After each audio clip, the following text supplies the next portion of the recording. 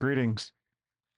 Here's a review of Learning Ritual Magic, published in 2004 by Weiser Press, Weiser, and authored by John Michael Greer, Clare Vaugh, and Earl King Jr. It's a book aimed at students of magic, so let's get right into the pros and cons. It does a great job at balancing theory and practice with 18 lessons that you can do on your own for at least 2 weeks a lesson. There's philosophy here, but it's always grounded in something practical. On the con side, the text can be a bit confusing, such as referring to step number 9 when there is no step number 9, and the diagrams are sometimes a bit obscure. A nice high-level summary would also have been nice, but to be honest, the book asks readers to do their own personal summarizing. So there. Not a bad set of pros and cons, but there are even more pros. Although these lessons originated with a magic lodge, you're not required to join one. But if you choose to, some of the information here would be very helpful. Somehow this book makes Kabbalah sound like a lot of sense. Very impressed with that. And even if magic is about making the spiritual do something on the material plane, the book reminds us we should still have spiritual aspirations. And guess what? More pros.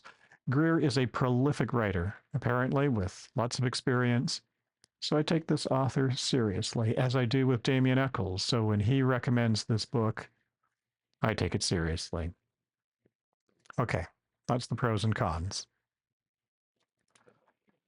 Here's a quick look at the table of contents. I'll have a more detailed version at the end, but you can kind of tell the range of topics in the book already. Let's get into this whole theory versus practice thing. Here's the tree of life with all these deep meanings lurking underneath. But why not make a big diagram, says the book.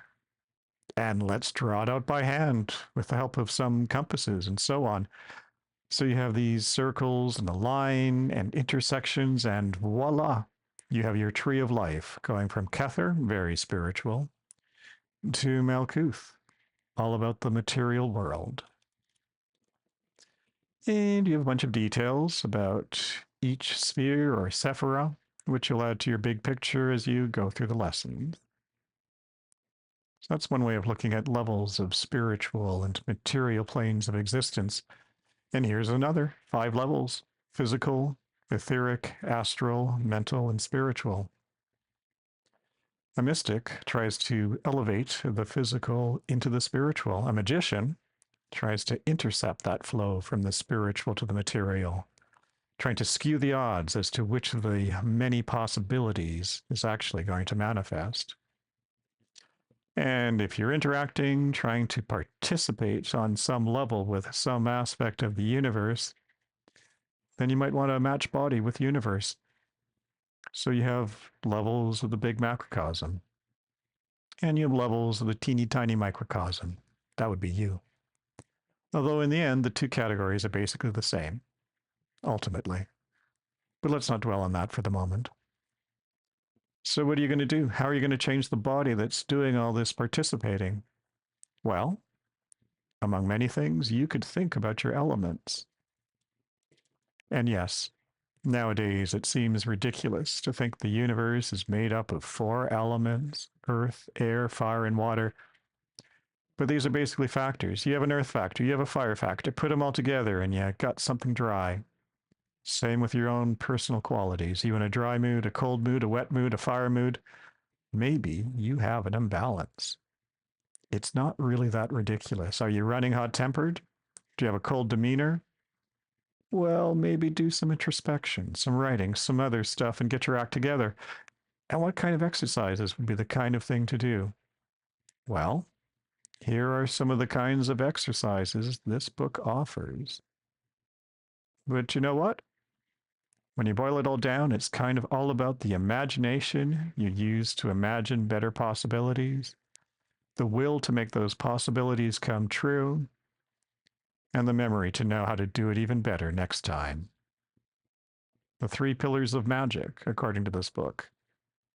And I think they might be on to something. All right. So, as promised, here's a longer table of contents. And while it's scrolling, let me make this startling admission. I've read the book. I enjoyed the book. But I did only a few of the exercises. I go through the whole 8 or 9 months at 2 weeks per lesson, then I'll get back to you about the more practical results of following this book. But as a reader, I really enjoyed the book. And I'm thinking there is some possibility that you might too. On that note, happy reading and happy spelling. Oh yeah, and here's some mellifluous music to see this video out. Over and out.